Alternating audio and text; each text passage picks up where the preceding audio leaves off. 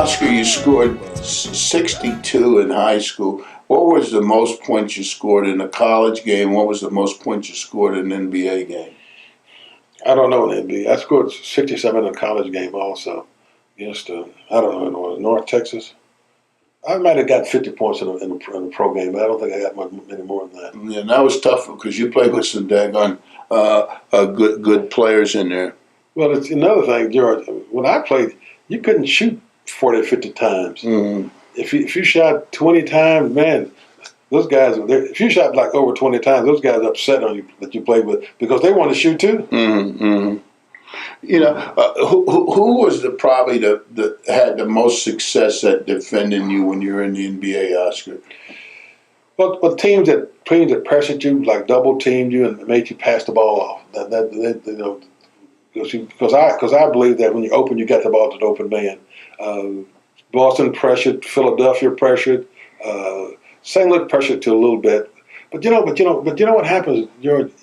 But after a while, you get so much pressure, you learn to play with it. Mm-hmm. You learn when you get pressure.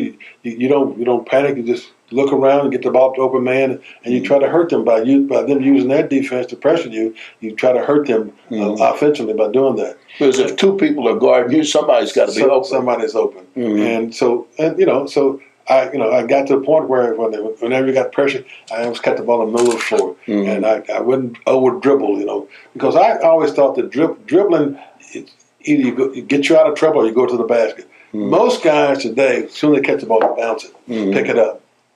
That's when you should get all over them. Mm-hmm. But the little things like that you learn when you play, so it doesn't mean anything. But I tried to make sure that I used my dribble to get me out of trouble, or pass to get me out of trouble whenever I got double teamed. Mm-hmm. In your career, Oscar, a lot of people don't know this, but you got very few shots blocked. And I remember one time up in the mountains up in the Catskills, you and I were talking about it, and I said to you, Oscar, how come you never get many of your shots blocked? And you had a philosophy about not getting your shot blocked. Talk to us about that. Well, I used to get them blocked a few times when I first started playing, but after you're around guys a little while, George, you know what they're going to do. Mm-hmm. You know the guy's height. You know where he likes to set on you on defense and whatnot. And, if I know there's a 7-foot guy right here, I'm not going to go straight up at him. I'm going to move a little bit, make him take a step left or right. Then I'm going to have to elevate my shot or bank it off the board or whatnot. But I didn't mind getting a shot blocked from time to time. But if I know a guy's trying to time my shot, man, he's going to get a lot of fakes out of me from now on. And, you try to get him out of position, but I always had the confidence in myself that I didn't worry about that at all. If a guy blocked the shot, he blocked it, but that wasn't the priority for me. Mm-hmm. I tried to maneuver a guy. If a big man switched on me, I felt I had the advantage. Mm-hmm. What was one or two of your most unforgettable moments in the NBA? Well, unforgettable.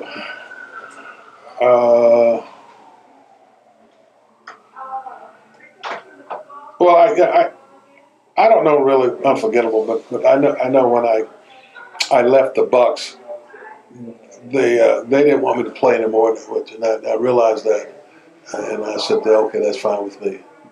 I was 34 years old, and really my kids were starting to become teenagers, and it's just time. It's a different life then, So I was going to ask you, how did you know it was time to retire? When George, when you come home sometimes and your kids, you realize. I told my wife once when I came home from a trip, man, alive, look how big my girls have gotten. Mm-hmm. I said, I didn't hardly know them. Mm-hmm. I said, I'm not going to play anymore. This is going to be my last year. Mm-hmm. And you came from a family that was close-knit, and you watched the siblings grow up, and that had to be a tough experience for you, being away from the girls so much. Well, you don't know that if your wife does the job for you, which I always give her credit for getting the job done for me at home, because, George, when you're gone so much, man, your wife has to, she got to do the job for you. Mm-hmm. And she did, but when they started to grow, you come home, you say, man, alive. Oh, they're growing up, they're maturing and whatnot, and I've been out playing basketball someplace. Mm. Oscar, what made you a special player? I know maybe that's a tough question to ask you, but you're taking a test now, and the questions on the test. What made Oscar such a special player? I let the game come to me, George. I didn't try to push it, and I wasn't score first type player either. That wasn't me. I mean, I played the game the way it should be played. I learned the fundamentals so I could play against anybody. That's what I did first. And other than that, once you learn the fundamentals, it doesn't matter who you play against, how they can jump, how fast they can run. You're able to go out there and compete against them. And I think that was key for me. Just being able to stay balanced on the court, keep a clear head when guys all around you swinging arms and guys trying to steal balls from you. That was key for me. Have the confidence in yourself and what you want to do, really. If you could change 2 or 3 things about today's NBA game, Oscar, what would you do to make the game a better game? I think you try to have a consistent game itself, and I think it's the calls, George. I don't want to get all over the referees, but they got to be more consistent. Sometimes it's charging, sometimes it's blocking. Sometimes it's a hand on you, and sometimes it's not. Right now at guard play, you can't even touch a guy. I wish I could have played like that. I mean, inside you can bump and pound each other and whatnot, and nothing to say it. But I think it has to change. Sometimes it's really difficult for a referee. I know that, but to go through and you see a shot and they show a replay, then no one's been touched. That's the word. Now that I'm glad they decided to do something about this flopping, but the referee's got to know when that's flopping or not. I mean, you don't need to find someone after the game's over to say, "Oh, he was flopping." I mean, if a guy's flopping or not. I mean, years ago when I played, there wasn't no flop. Either you run over the guy or he pushed you down. But now, as soon as you touch a guy's body, he backs off like he's out of sight, he's all over the floor. See, that all came from college. Like guys start. I don't see how if I'm in flight and a guy runs and jumps in the spot, why they should call me for charging. Because I'm vulnerable if I'm in the air. If I'm going for a shot and you run and jump in front, I always thought the guy should try to block the shot. But they're going to jump in front of you and try to get you to charge about it. I think it's a tough call, but there got to be some defined definition of what that call should really be. Because there's too many. Sometimes if you're a star, you can run over somebody and call it for blocking. We'll close it up. If you had your life to live all over again, Oscar, are there any things that you would do different? I don't know. Who knows, George? I'm sure there's some business things I would have done over again. But here again, you can't go back and say this or that. I wish I liked for our school to have done a little better job with ball players when I was there early, because no matter how great you are individually, George, you can't win by yourself. So you wish they had recruited some other good players to play alongside? Well, a couple of guys that came in that I knew could play. We had some good players. We had some very good players.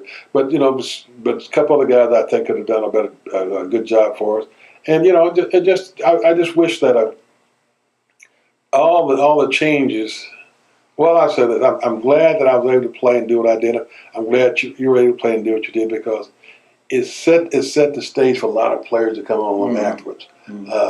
For you to go through what you did, to make it easier for other players. I'm so happy for that. And even though sometimes it was quite unpleasant, but sometimes that's what it takes for it. And I always said this, that guy told me, he said God put it on you because he knew you could take it. Because I'm sure there are a lot of players who have been able to take that stuff, man. And it's just been all over for everybody else to come along afterwards. Final question. When it's all said and done and they get ready to close the curtain on Oscar Robertson's time here on Earth, how do you want people to remember you? How do you want to be remembered? I don't know. Just as a good person. Because you don't really know. Jose, he led a good life and enjoyed it. Because I don't think anyone is where they should be as an individual, whether it's religious or not. So you don't know, because everything's uncertain. But I like that people think that know that as far as basketball goes, that I could play the game against anybody. You know, and so I don't want to take a back seat to anyone because I didn't.